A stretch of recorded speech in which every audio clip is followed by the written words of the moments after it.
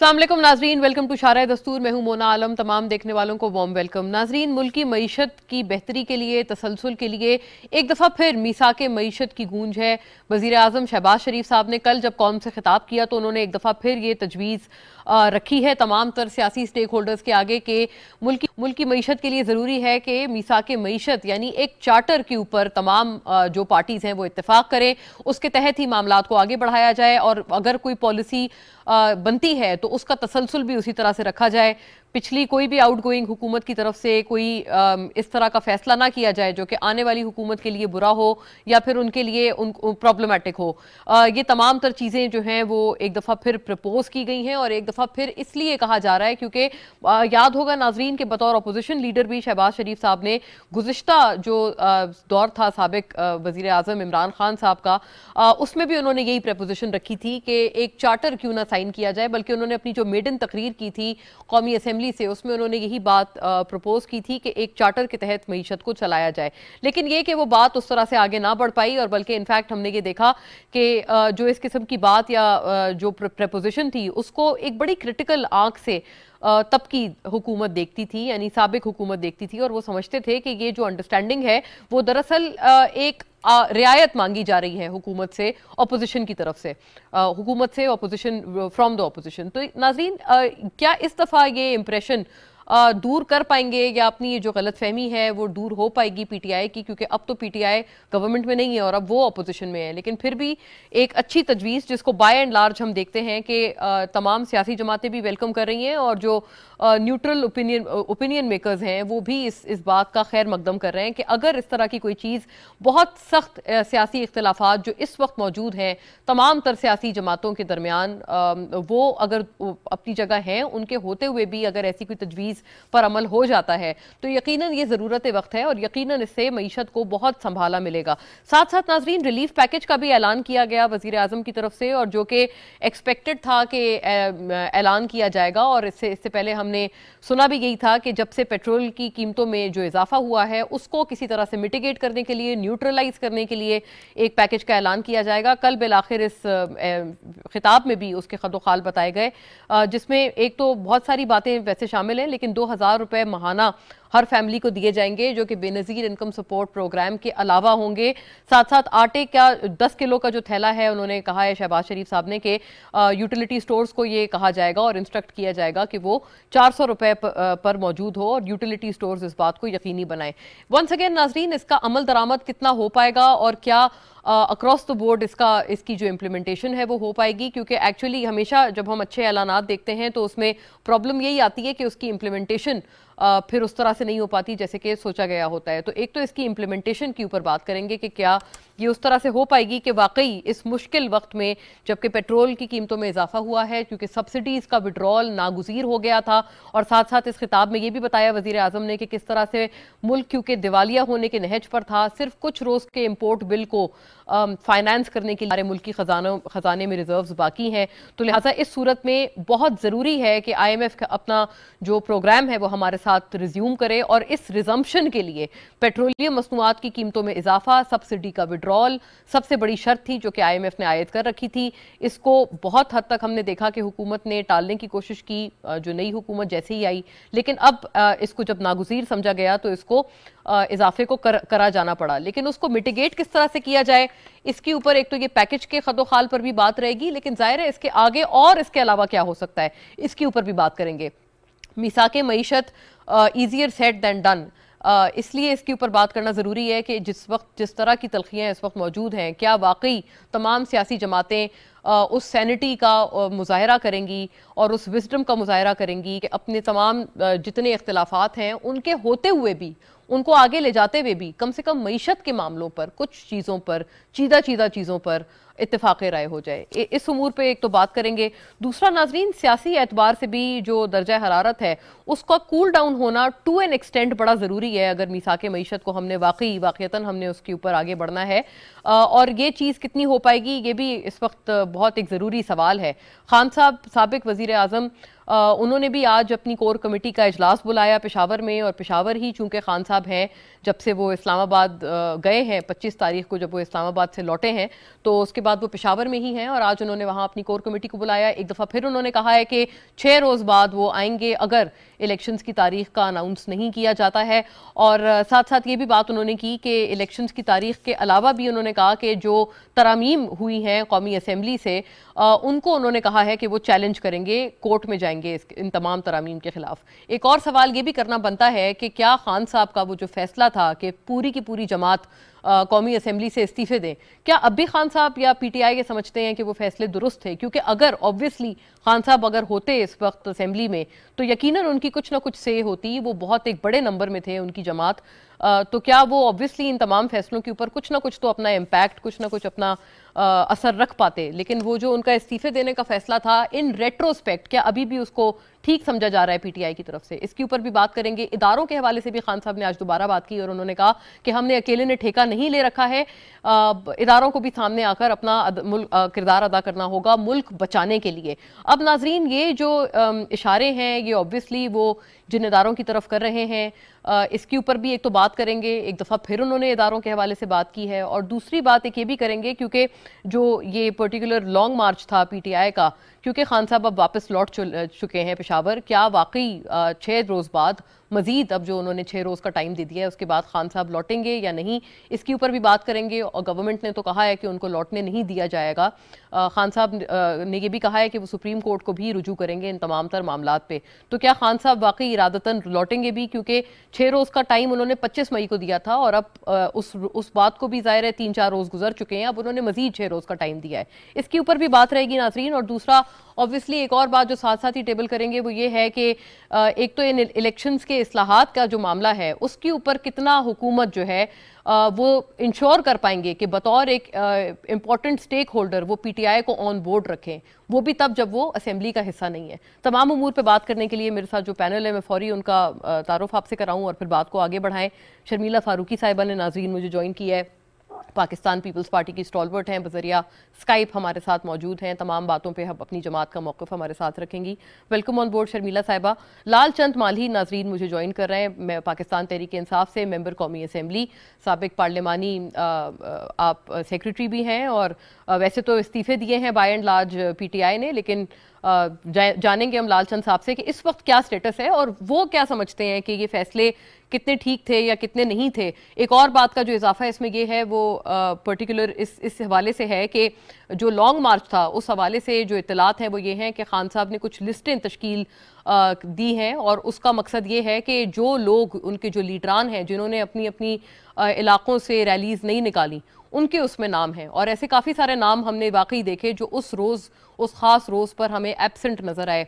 क्या law enforcement agencies के हवाले से उनको डर व खौफ था या क्या दूसरी वजह थी, इसके ऊपर भी बात करेंगे और ये इत्तलात जो हैं वो कितनी दुरुस्त हैं ये भी जानने की कोशिश करेंगे। मुझे नाजरीन डॉक्टर निसार चीमा साहब भी ज्वाइन कर रहे हैं और हमारे साथ ऑनलाइन है पूरी गुफ्तगू में, PMLN की नुमाइंदगी हमारे साथ कर रहे हैं और हमारे साथ जो गवर्नमेंट का पर्सपेक्टिव है इन तमाम उमूर पे रखेंगे।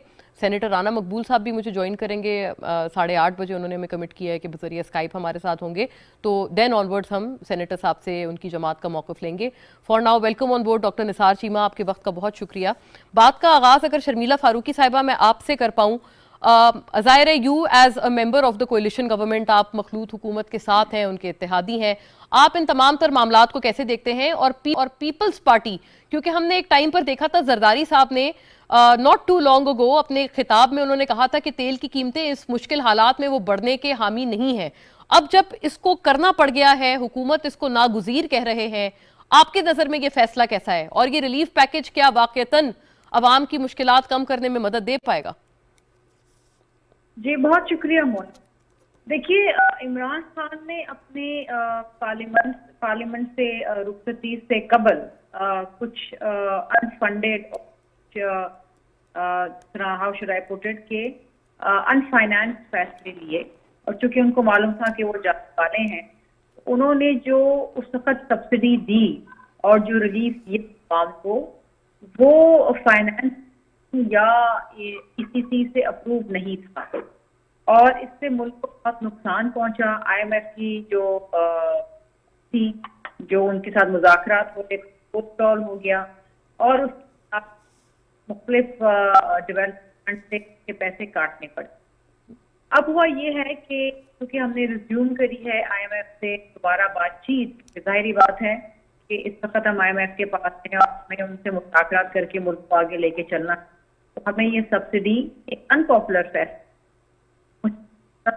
ये करना पड़ा। जहाँ तक पीपल्स पार्टी का ताल्लुक है, पीपल्स पार्टी ने ये मुतालबा किया है और ये हमारी ख्वाहिश भी है कि IMF से नेगोशिएट किया जाए, जो भी इनके साथ आगे मामला तय हों लोन के हवाले से और के हवाले से, देश बेसिस और उन बेसिस पे जहां पर अवाम के ऊपर इतना बोझ ना आए। जाहिर बात है कि ये जो पेट्रोल की कीमतों के अंदर इजाफा हुआ, इससे अवाम के ऊपर बोझ वक्ती तौर पे, and it is going to be difficult for all of us. बिलखुसूस जो एक तबका है जो नौकरी का है या जो टीचर है या जो किसान है या जो कीमतें आप बढ़ा देते हैं तो ओवरऑल एक महंगाई का एक जो इंक्रीमेंट है सब जगह आ। इस वक्त वजीर आजम साहब ने कोशिश ये की है कि जो पुअर जो लोग हैं, जो बिल्कुल ही गरीब तबका है के अंदर, जो बहुत एक अच्छी तबका है, उनको कहीं ना कहीं एक कुशन दिया जाए, इससे उनकी तमाम तकलीफ का कुछ अरसे के लिए थोड़ा सा एक कुशन मिल जाएगा, एक रिलीफ मिल जाएगा। अल्लाह करे ऐसा ही हो।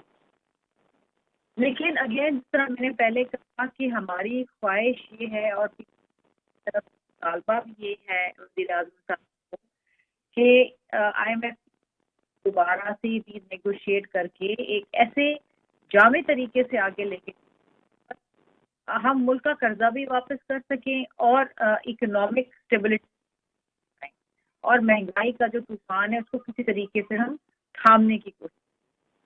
बड़ा मुश्किल फैसला है और इसके अंदर हम इस हुकूमत का साथ भी देंगे। Of course parcel of this government, हम काबीना का हिस्सा है और हम हुकूमत का साथ देंगे और हमारी ख्वाहिश। यू डू ऑल्सो रियलाइज के अगर इसका तमाम तर जो हम कहेंगे कि पिछली हुकूमत का असल में उनका कसूर था और ये तमाम तर मामलात, तो वो तो ऑब्वियसली आप उनके ऊपर भी ये तनकीद करते थे कि वो क्योंकि अपने प्रीडिसेसर्स पर इल्जाम लगाते थे बुरी मईशत का और कहते थे हमने बहुत बुरी मईशत इनहेरिट की, आप उस वक्त उसके ऊपर तनकीद करते थे, तो जाहिर है वो भी ये कहेंगे कि अब जो भी है whatever and however things are, आप उनको आगे लेकर चलें without much of criticism against them.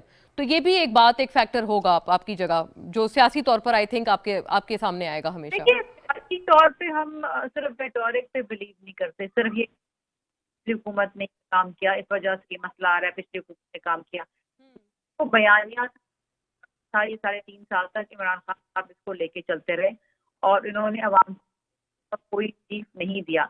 लेकिन जिस तरह मैंने पहले कहा ना कि तकरीबन तो इन्होंने सब्सिडीज दी थी, ये मैं आपको बताती हूँ कि जो 30 सब्सिडीज दी गई थी, they were never approved by the finance division और द ECC।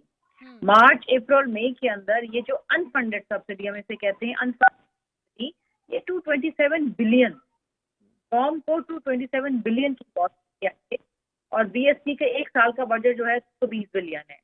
तो मतलब इन्होंने एक साल का budget basic income support programme का ले लिया और ये पाकिस्तान को ऐसी हैच पे ले आया जहां पर पाकिस्तान का दिवालिया निकलने वाला था। हमारे पास ये पैसे, आप दरअसल आपने कि आप तनकीद पर यकीन नहीं रखते, लेकिन आप इस वजह से क्योंकि वो अनफंडेड थी तो इस वजह से इनका तस्करा आ रहा है बार बार। तो मैं इन्हीं से पूछती हूँ लालचंद साहब, ये बारूदी सुरंग इसको कहकर मुखातिब किया जा रहा है, अनफंडेड सब्सिडी, और कल हमारे पास अशफाक तोला साहब भी थे प्रोग्राम में, हम इसी मौजू को लेकर चले थे, उन्होंने भी ये कहा था कि वो रिकंसाइल नहीं कर पाए हैं। जो मुजम्मिल असलम साहब जो आपके तब एनर्जी और फाइनेंस के स्पोक्स पर्सन थे गवर्नमेंट में, कहते हैं उन्होंने कुछ उनको दस्तावेज दिखाए थे लेकिन वो रिकंसाइल नहीं कर पाए, जिससे ऐसा मालूम होता है कि वाकईतन जो कुछ न्यूट्रल लोग भी हैं वो समझते हैं कि आपने जो ये जो सब्सिडी दी थी, जो आप कहते थे इसके लिए पैसे हैं, फंड्स हैं, लेकिन वो हकीकतन ये कि अनफंडेड थी। इसको आप कैसे जस्टिफाई करेंगे? मोना देखें, ये जो फॉरेन सपोर्टेड और कंस्पायरेसी के थ्रू जो गवर्नमेंट आई, वो बार बार ये कह रहे थे कि हमारा मकसद सिर्फ इमरान खान को हटाना है, और जब वो उनको हटाने में वो कामयाब हो गए तो इनके पास कोई स्ट्रेटेजी नहीं थी। ये पहले 10-15 दिन तो अपनी कैबिनेट नहीं बना सके और उसके जो फैसले नहीं कर सके, जिसकी वजह से बहुत बड़ा फॉल बैक हुआ, फॉल आउट हुआ। देखिए, जो पाकिस्तान तहरीक इंसाफ जो इनकी नेशनल अकाउंट्स कमेटी है, जो प्लानिंग के सेक्रेटरी बैठते हैं, उन्होंने जो फिगर रिलीज किए हैं वो कह रहे हैं कि लास्ट ईयर इकोनॉमी ग्रो कर रही थी 5.7% से और इस साल ग्रो करेगी 6% से। तो ये इनकी इकोनॉमी बहुत बेहतर सूरत हाल में थी। आपके रिमिटेंसेस जो है वो बढ़ गए थे, आपकी रेवेन्यू कलेक्शन इतनी तारीख में कभी नहीं हुई जितनी इस दफा हो रही थी। आपके क्रॉप्स जो है बड़े जबरदस्त हुए थे और बड़ी इंडस्ट्री आपकी चल पड़ी थी। तो ये सारी एक सूरत हाल थी जिसमें इकोनॉमी बेहतर पोजीशन में आ गई थी और उसी से जो हमने ये एक पैकेज दिया कि जो अवाम पे ज्यादा बोझ ना डाला जाए और उनको रिलीफ दिया जाए, इससे ज्यादा अवाम बर्दाश्त नहीं कर सकते। आप मिफ्ता इस्माइल साहब हैं, अगर उनकी आप प्रेस कॉन्फ्रेंसेस सुन लें तो वो ये कहते हुए पाए जाते हैं कि अवाम पे 1 रुपया भी ज्यादा पेट्रोल और डीजल की प्राइसेस नहीं बढ़नी चाहिए, उससे महंगाई बढ़ती है। लेकिन जब वो खुद आए हैं तो उनके पास कोई प्लान नहीं था। उन्होंने आती सबसे पहले ये काम किया है कि उन्होंने 30 रुपए सब्सिडी खत्म कर दी है पेट्रोल से। लेकिन मैं आपको ये बताऊं कि ये जो अभी उन्होंने 30 रुपए जो खत्म की है, ये बेसिकली जो डॉलर एप्रिशिएट हुआ है, डॉलर की प्राइस बढ़ी है, ये तो सिर्फ उसको अकोमोडेट करता है, लेकिन ओरिजिनल प्राइस तो अभी उसको इन्होंने नहीं छेड़ा है। जी, वाकईतन ये बात दुरुस्त है कि अभी तमाम तर सब्सिडी को वापस नहीं लिया गया है और वो अगर लेंगे तो आपको पता है कि बेपनाह जाहिर है महंगाई उससे तो हो जाएगी। लेकिन आपने अनफंडेड सब्सिडी का ऐलान क्यों किया फिर लालचंद साहब? मोना, कोई अनफंडेड नहीं थे, वो फंडेड थी। और हमने रशिया से भी जो है हमारे मिनिस्टर की बातचीत हो गई थी, हमारा विजिट हुआ था कि वो आप देखें ना, जिस दिन इन्होंने कल ही या परसों ही हिंदुस्तान ने पाकिस्तानी 25 रुपए पेट्रोल डीजल सस्ता किया है क्योंकि उनको रूस से सस्ता मिल रहा है।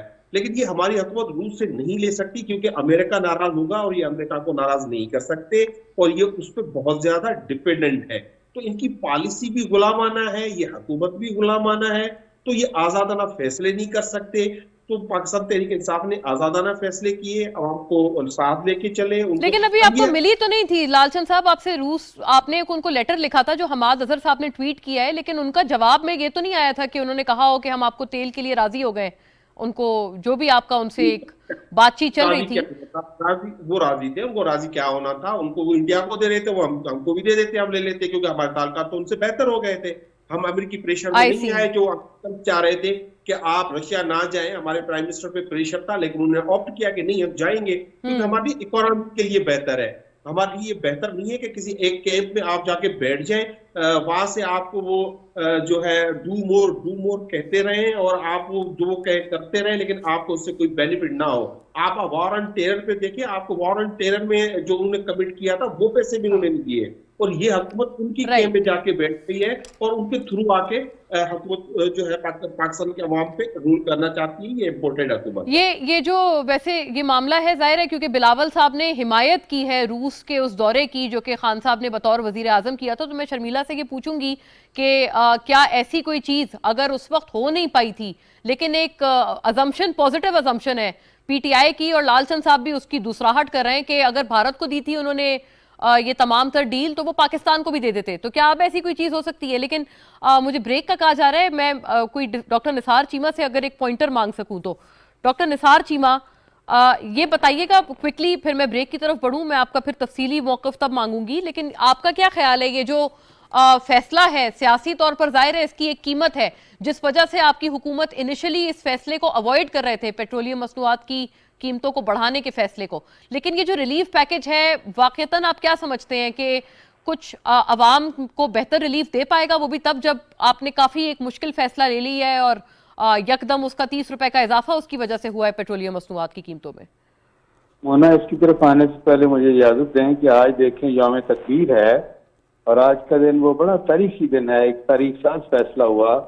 आजकल चूंकि अमरीकी दबाव, अमरीकी धमकियों की बात बड़े तवाज़ुर तसलसल के साथ इमरान खान सब कर रहे हैं, इसलिए इसकी रेलेवेंस और ज्यादा बढ़ जाती है कि उस वक्त जब 11 मई 1998 को हिंदुस्तान ने 5 एटमी धमाके किए तो उसके बाद अमेरिकन प्रेसिडेंट ने किसी तीसरे, चौथे, 5वें दर्जे के अमरीकी एहलकार ने, जिस तरह ये डोनाल्ड लू का नाम लेते हैं, उस तरह की किसी आम एहलकार ने नहीं, खुद प्रेसिडेंट क्लिंटन ने 5 दफा प्रेसिडेंट क्लिंटन ने प्राइम मिनिस्टर नवाज शरीफ को 5 दफा फोन करके धमकियां भी दी और अरबों डॉलर के लालच भी दिए। लेकिन उस वक्त नवाज शरीफ ने वही फैसला किया जो एक गैरतमंद और मुहब्बे वतन पाकिस्तानी को करना चाहिए था। उन्होंने गयूर पाकिस्तानी के तौर पे 5 हिंदुस्तानी एटमी धमाकों के जवाब में 6 एटमी धमाके करके पाकिस्तान के दिफा को नाकाबिले तस्खीर बनाया। और आपको ये भी बताया कि 11 मई और 28 मई के दरमियान ये जो 17 दिन का अरसा था, इस दौरान उस दौर की जो भारतीय क़यादत थी बशमूल एल.के. अडवाणी जो पाकिस्तान के बारे में जो जुबान इस्तेमाल कर रहे थे, जो धमकियां दे रहे थे, वो भी आपको याद होगा। और उनके मजमून मकासद, उनके अज़ाइम भी पूरी कौम के सामने थे। खुदा न खास्ता हमारा दिफा नाकाबिल तस्खीर ना होता, खुदा न खास्ता मियां नवाज शरीफ अमेरिकन प्रेशर के सामने सरेंडर कर जाते, तो आज हमारा क्या हाल होता? आज हमारा वही हाल होता जो हिंदुस्तान में बसने वाले मुसलमानों का है या कश्मीरी मुसलमानों का है। तो वाकई ये है कि ये इस लिहाज से मियां नवाज शरीफ ने एक तारीख साज फैसला करके पाकिस्तान के, और ये खासा दिलचस्प है। तो आपका बहुत शुक्रिया निसार चीमा साहब कि आपने ये जरूरी तस्करा किया, क्योंकि आज पाकिस्तान के लिए बहैसियत कौम एक बहुत बड़ा दिन है, फख्र से बुलंद किया। और जाहिर है आपने फिर इंटरेस्टिंगली बैरूनी साजिश के तमाम जो बयानियां हैं जो कि खान साहब लेकर चल रहे हैं, आपने उससे इसके ताने बाने जोड़े। लेकिन नाज़रीन, मुझे एक ब्रेक का कहा जा रहा है, फौरी तौर पर ब्रेक की तरफ बढ़ते हैं, फिर वापस आके यहीं से रिज्यूम करेंगे बात को। Stay with us.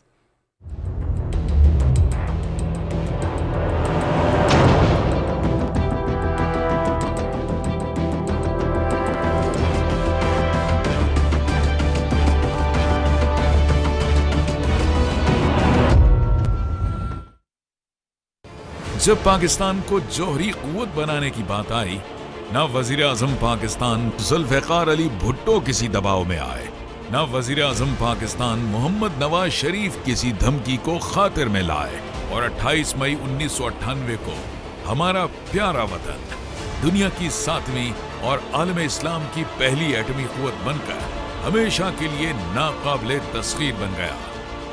आओ फिर ये नारा लगाएं 25वें यौमे तकबीर पर, न झुके थे न झुकेंगे। एटमी कुव्वत बनाया था, मुआशी कुव्वत बनाएंगे इंशाअल्लाह। सिर्फ रॉयल एसी/डीसी फैंस में है टर्बो स्पीड और डिमर की भी जरूरत नहीं। परमानेंट मैग्नेट मोटर से 50% बिजली बचेगी। बदले हवा के रंग, रॉयल फैंस के संग। रॉयल, साथ जिंदगी भर का।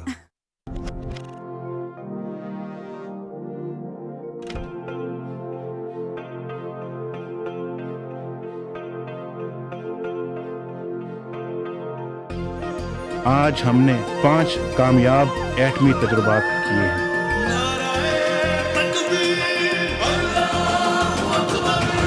बन गए जब सूरते तकदीर हम, हो गए नाकाबिले तस्खीर हम।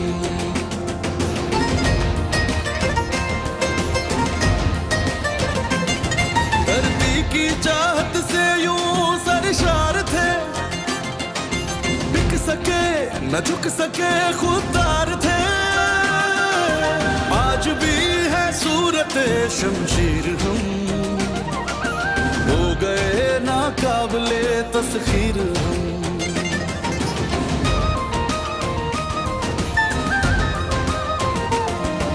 मईशत को करेंगे अब हम रवां, हिल उठेंगी 400 खुशहालियां। तकदीर हम, हो गए नाकाबिले तस्खीर हम।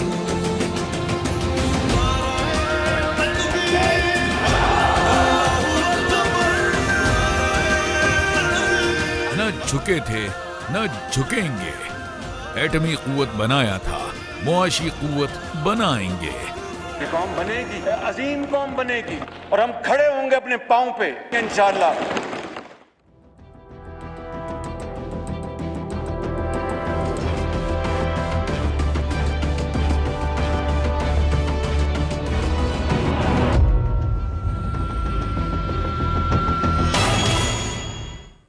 वेलकम बैक नाजरीन। डॉक्टर निसार चीमा ब्रेक से कबल फरमा रहे थे और उन्होंने बिल्कुल हम तमाम की एक तो बहुत सही ये एक एडिशन किया हम तमाम के लिए कि क्योंकि ये कौमी सतह पर और हमारे लिए बहुत एक बड़ा दिन है, बहुत एजाज़ के हवाले से हमारे लिए एक बहुत बड़ी फीट है जो कि हमने अचीव की थी। और आपने इंटरेस्टिंगली उसको बैरूनी जो साजिश का एंगल है उससे जोड़ा।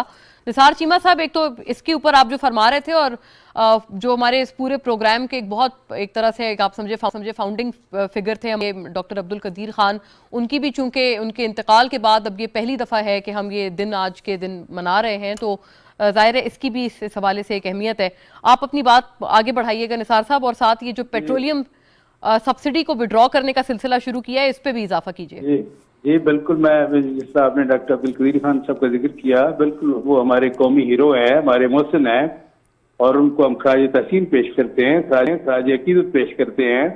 और ये है कि साथ ही हम ये भी समझते हैं कि इस मुल्क को एटमी प्रोग्राम बनाने का ख्वाब जो है जुल्फ़िकार अली भुट्टो ने देखा, उन्होंने एटमी प्रोग्राम की बुनियाद रखी, और उन्हें भी यह है कि तीसरे चौथे पांचवें दर्जे के अमरीकी एहलकार ने नहीं, सेक्रेटरी ऑफ स्टेट ने, हेनरी किसिंजर ने धमकियां दी, लेकिन यह जुल्फ़िकार अली भुट्टो ने अमेरिकन प्रेशर के सामने सरेंडर करने से इनकार किया और बिलाखिर उसकी कीमत भी चुकाई। ना वो झुके अमेरिकी प्रेशर के सामने, ना मियां नवाज शरीफ झुके। और ये है कि मैं उनके साथ साथ मैं समझता हूँ कि डॉक्टर अब्दुल कदीर खान का जो रोल है वो भी इंतहाई काबिल तारीफ, यादगार, तारीखी है। हम ये सारे हमारे मोहसिन, अल्लाह उनके दर्जात बुलंद फरमाएं, क्योंकि उनके इंतकाल के बाद अब ये पहला मौका है जब हम ये दिन मना रहे हैं। आमीन, बिल्कुल। देखिए, एक और इस हवाले से ये भी मैं जिक्र करता चलूँ कि हमारे मुल्क की तारीख में सबसे ज्यादा जो अमरीकी प्रेशर के सामने जिन्होंने सरेंडर किया वो जनरल परवेज मुशर्रफ थे, जिन्होंने 2001 में 9/11 के बाद अमेरिका के दबाव में आकर उनको अड्डे भी दिए, हवाई अड्डे भी, जहां से उड़ के अमरीकियों ने हमारे अफगान भाइयों के ऊपर 57,000 हमले किए। 57,000, ये पेंटागन की रिपोर्ट है। राइट। उन्होंने मुझे ये इजाजत दे कहने की कि जनरल मुशर्रफ ने अमरीकियों के साथ इंटेलिजेंस शेयरिंग भी की, अमेरिका के साथ हर किस्म का ताउन किया अफगान भाइयों के खिलाफ। ये हमारे मुल्क की तारीख में सबसे ज्यादा सरेंडर जनरल परवेज मुशर्रफ ने किया, बल्कि अमली तौर पर गुलामी इख्तियार की अमेरिका की। लेकिन अमेरिका की गुलामी इख्तियार करने वाले जनरल परवेज मुशर्रफ के साथी रहे जनाब इमरान खान साहब, और उनके इस फैसले की तायद और वकालत करते रहे। बल्कि 2001 के बाद जब ये फैसले हुए अमरीकी को अड्डे छड्डे देने के और सारे ये फैसले उनके सपोर्ट करने के, उनकी हिमायत करने के, तो उसके बाद 1 साल के बाद जो जल्दी रेफरेंडम जनरल परवेज मुशर्रफ ने किया, तो उसमें भी जनाब इमरान खान साहब जो है वो जनरल परवेज मुशर्रफ के साथी और वकील बने, रेफरेंडम में भी उनकी हिमायत करते रहे। लेकिन निसार चीमा साहब, वो तो आपको पता है जनरल मुशर्रफ के साथ तो फिर बाद में काफी इख्तिलाफ बढ़ गया था खान साहब का, बल्कि वो तो गिरफ्तार भी उन्होंने करवाया था उनको, इस तरह की चीजें भी हुई हैं। इख्तिलाफ तो इसलिए हुआ कि उन्होंने प्राइम मिनिस्टर भी बनाया, तो सबको अपना अमरीकियों को अड्डे देने, उनके सामने सरेंडर करने पे इख्तिलाफ भी हुआ। तो अमरीकियों ने अड्डे मांगे नहीं, एब्सोल्युटली नॉट कह के कौम को बेवकूफ बनाने की कोशिश की। जिन्होंने अमरीकियों को अड्डे दे दिए उनके भी साथी बने रहे, उनके वकील बने रहे, उनके हमायती बने रहे, आपको याद है। अच्छा, खैर, ये तारीख का ये देखे एक सबक है, मैं समझता हूँ तारीख की हकायक है, इनको कोई बता नहीं सकता। जहाँ तक आपने बात की, अब ये लेटेस्ट सिचुएशन जो है, जो हमें एक कड़वी गोली निकलना पड़ी, जो हमें ये सारा कुछ करना पड़ा, जो ये है कि ये पेट्रोल की मसरूआत की कीमतें बढ़ाना पड़ी। आपको पता है कि ना मियां शहबाज शरीफ चाहते थे, ना हमारे कायद मियां नवाज शरीफ चाहते थे, ना हम चाहते थे, लेकिन ये किन हालात में इन्होंने ऐसा ये है कि कौम के साथ जुल्म किया। जब पूरी दुनिया में पेट्रोलियम मसरूआत की कीमतें बढ़ रही थी, तो इन्होंने ये देखते हुए कि हमारे खिलाफ नो कॉन्फिडेंस मूव आ गई है और वो तो कामयाब होने जा रही है, तो इनको ये है कि एक जैसे बारूदी सुरंग बिछा के गए कि जाहिर है कि अब पेट्रोलियम मसरूआत की कीमतें ये जो हम कम किए, इनको बढ़ानी तो पड़ेगी। तो जो हमारी हो रही है, बुरा भला कहा जा रहा है, ये इसका टारगेट अब ये बने, नई हुकूमत, आने वाली हुकूमत बने। लेकिन लालचंद साहब, वो तो कह रहे हैं कि अगर हम लोग अभी होते तो अभी तो रूस से तेल आ गया होता, तो फिर तो हमारे लिए ये मसाइल वैसे ही खत्म हो जाने थे। कौम का तो उन्होंने तेल निकाल दिया है, सच्ची बात यह है, कौम की चीखें निकलवा दी है। यह है कि कौम के साथ और क्या करना चाहते थे। देखिए, आप देखिए, जब इनको हुकूमत मिली है 2018 में, अशाए खुर्दनोश की कीमतें देखें, चीनी की कीमत जो चीनी की कीमत थी 3 गुना हो गई। काश्तकारों की हालत यह है कि यूरिया खाद मिलती नहीं थी, DAP खाद जो है वो भी 3 गुना तजावज कर दी करके हमारे दौर में 2,500-3,000 के दरमियान जो बैग थोड़ा मिलता ये था। जाहिर है मैं एक सेकंड राउंड भी लगा लूं दीगर के साथ, ताकि हमारे इसी वक्त में एक हम लोग अभी तक जो हमारे पास पॉइंट्स हैं हम उनको मजीद आगे ब्रेनस्टॉर्म कर पाएं। शर्मिला साहिबा, मैं आपकी तरफ अगर यही नुक्ता नजर ले जाऊं, बिलावल साहब ने हिमायत की खान साहब के दौरे रूस की, तो अब ये एक्सपेक्टेशन क्या रखी जाए कि ये जो रूस से तेल का जो भी मुआहदा, जो आप लोग कहते हैं कि कभी था ही नहीं और इसमें एज सच कोई वजन नहीं था, ये सिर्फ एक ख्वाहिश थी वो भी पाकिस्तान की, लेकिन क्या इसको कुछ आगे बढ़ाया जा सकता है या नहीं? ये एक्सपेक्टेशन क्या रखी जाए कि ये जो रूस के तेल का जो भी मुआहदा वजन नहीं था, ये सिर्फ एक ख्वाहिश थी। ओके, शर्मिला साहिबा को आई थिंक मैंने रिकनेक्ट करना है, मेरी शायद ऑडियो आपको मौसूल नहीं हुई। लालचंद साहब, ये जो दूसरा एक एंगल है इसका, ये जो बैरूनी साजिश का मामला है, इसके ऊपर आपने एक तो सुना निसार चीमा साहब, और अक्सर हमने PMLN की तरफ से सुना है कि वो किस वजह से आपको लगता है, ऐसी कोई क्या चीज थी जिसकी वजह से बैरूनी साजिश बाकायदा तौर पर की गई? क्योंकि खान साहब का जो CNN को इंटरव्यू भी था उसमें भी उन्होंने सिर्फ डोनाल्ड लू तक की बात की, उसके आगे उन्होंने बाइडेन इंतजामिया या प्रेसिडेंट अमेरिका के उनके हवाले से उन्होंने कुछ नहीं कहा कि वो लोग साजिश में मुलविस पाए गए हैं। तो क्या डोनाल्ड लू, जो कि आपको पता है कि अंडर सेक्रेटरी और एज सच इतने इंपॉर्टेंट नहीं कि वो साजिश कर पाए, ये तो एक बहुत बड़ा इल्जाम है ना इसमें, तो अगर साजिश करनी हो तो बाकायदा जो टॉप टियर लीडरशिप है उसको मुलविस होना पड़ेगा ना, अगर किसी सॉवरेन मुल्क के खिलाफ साजिश करनी है। तो ऐसा क्या था मामला कि आपने किसी भी टॉप टियर लीडरशिप का नाम नहीं लिया खान साहब ने उस अपने इंटरव्यू में? और अब जो अदालतों की तरफ आप लोग रुख कर रहे हैं तमाम मामले का, आप क्या उम्मीद रखते हैं कि अदालतों से आपको कुछ ओवरवेलमिंग रिस्पॉन्स मिलेगा या आपको रिलीफ मिलेगा? क्योंकि अदालतों ने अभी तक आपको बहुत आउट ऑफ द प्लेस जाकर उन्होंने आपको अकोमोडेट किया है। देखिए मोना, वो ठीक है और वो ये भी कह गए कि पाकिस्तान उसके बाद गुलामी में चला गया, कि मुशर्रफ उनको गुलामी में ले गए, लेकिन मुशर्रफ के जाने के बाद दोनों पीपुल्स पार्टी की भी हुकूमत रही और नवाज लीग की भी हुकूमत रही, लेकिन दोनों हुकूमतों में उन्होंने जो पॉलिसीज मुशर्रफ की थी वो जारी, और में जो पाकिस्तान की सॉवरेंटी भी वॉयलेट हुई, पाकिस्तान पे हमले भी हुए। एटम बम तो हमने बना लिया, काश हम इस मुल्क से करप्शन खत्म कर पाते, काश हम इस मुल्क में जमहूरियत को मजबूत कर पाते, काश हम ऐसा निज़ाम ला पाते जहाँ पे चोरों को जज मुकर्रर करने की इजाजत जैसे अब हो रहा है, जिसमें दो प्राइम मिनिस्टर हैं, एक लंदन में बैठता है और एक पाकिस्तान में बैठता है। जहां तक आपने कोर्टों से बात करने के हवाले से बात की, देखें जो अपोजिशन है कि हमारी हुकूमत की, उन्होंने जब लॉन्ग मार्चेस किए तो हमने उनका भरपूर साथ दिया, हमने कभी जो है उनको नहीं रोका, एक डंडा तक नहीं किसी को मारा गया।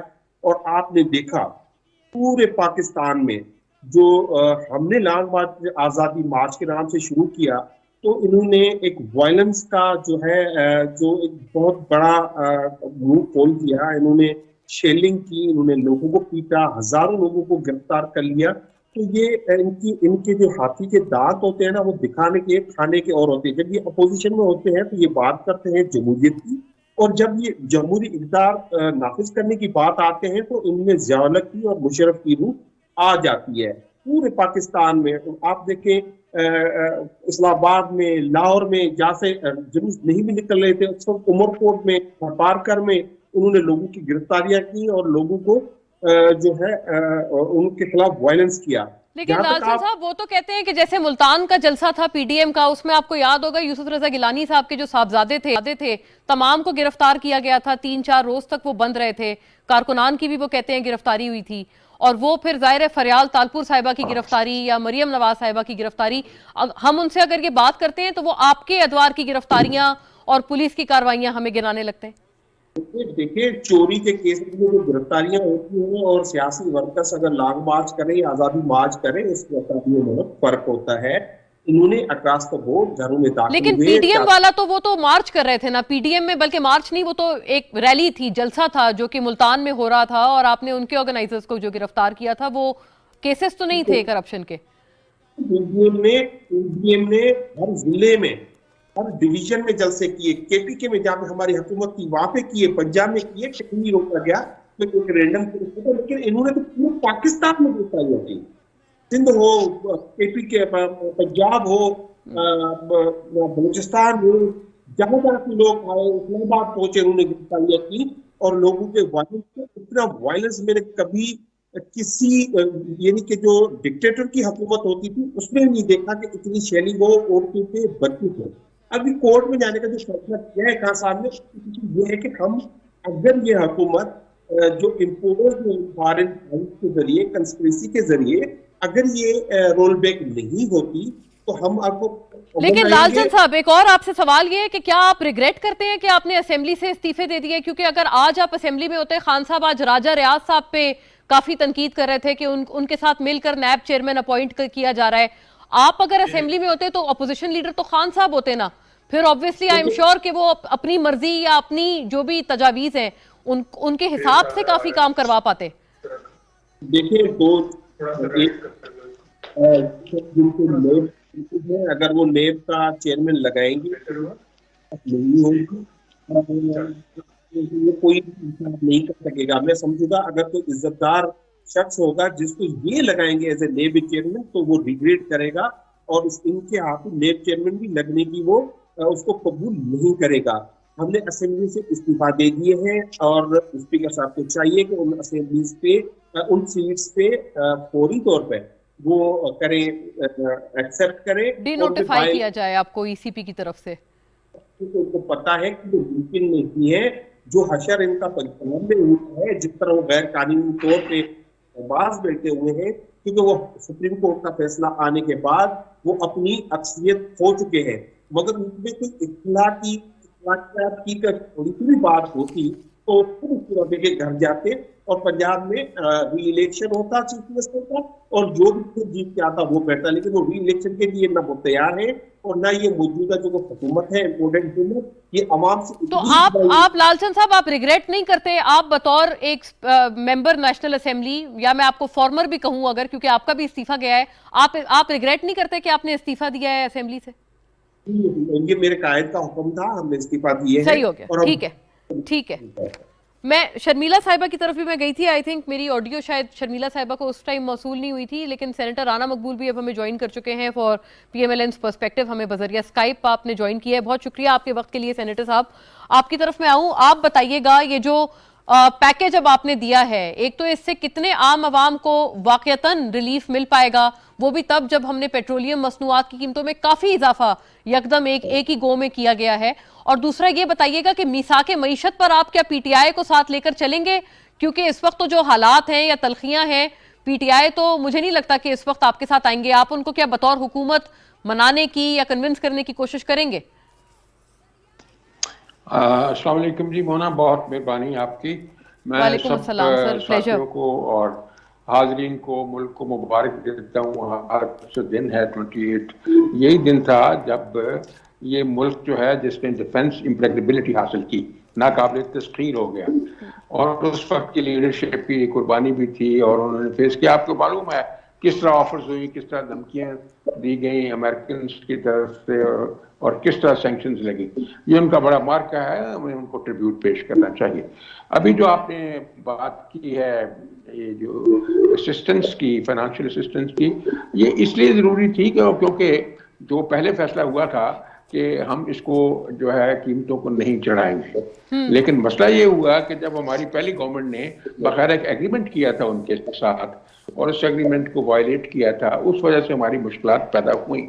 लेकिन बाहर सूरत अब उसको थोड़ा गैप को फिल करने के लिए बेनजीर इनकम सपोर्ट प्रोग्राम के अलावा ये असिस्टेंस होगी। और ये कोई पक्का अरेंजमेंट नहीं है। मैं तो इस चीज के हक में हूँ कि हमें जॉब अपॉर्चुनिटीज बाकायदा इंस्टीट्यूशनलाइज तरीके से देनी चाहिए। लेकिन चूंकि क्राइसिस इस किस्म का है, इसलिए थोड़ा फिल इन द गैप किया गया है।